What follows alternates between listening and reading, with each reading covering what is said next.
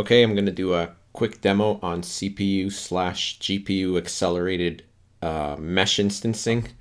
And in this case, I have 3 meshes being rendered, but only one draw call is issued for the meshes.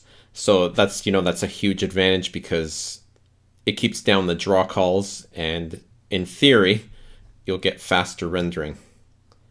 And at the same time, I can manipulate an individual mesh. So this is only one draw call, even though I have 3 meshes. Now, if the GPU doesn't support this feature, I do it on the CPU. And the way I do that, I have something which is called an instanced renderable. And they're kept in memory pools, and objects that need to be instanced are grouped based on their material.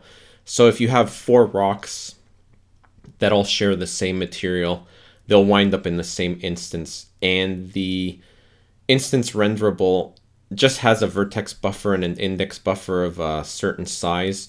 And what I do is all the instances that share the same material are just copied onto the vertex buffer and the index buffer, and then it's all rendered under one call.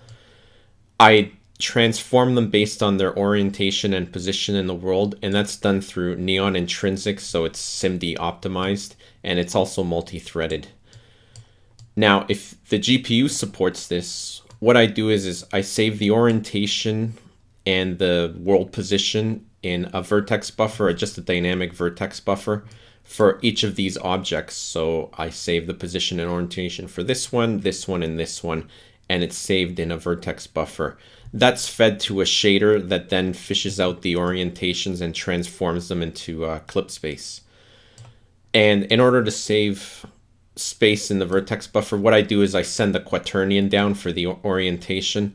So that allows me to have better bandwidth because I'm not sending a 4x4 matrix, and then I just multiply the vertices by the quaternion. And again, if I want, I can have that multi-threaded.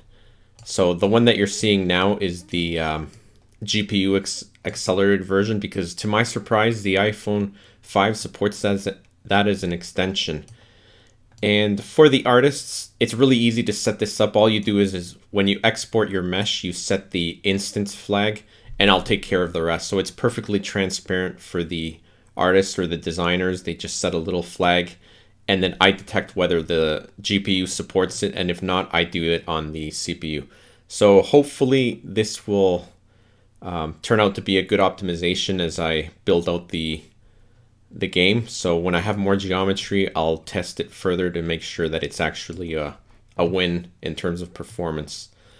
The next thing I'm going to try is I'm going to do cascaded shadow maps on the iPhone. We'll see how that works out. But since, the iPhone is underpowered, it's a powerful device, but it's underpowered when you compare it to a PC. I'm going to do a severely restricted version of the cascaded shadow maps, but at the same time, I'm going to try and make it look good. So tune in next time, and I'll see what my progress is on cascaded shadow maps on the iPhone. Thanks, and bye.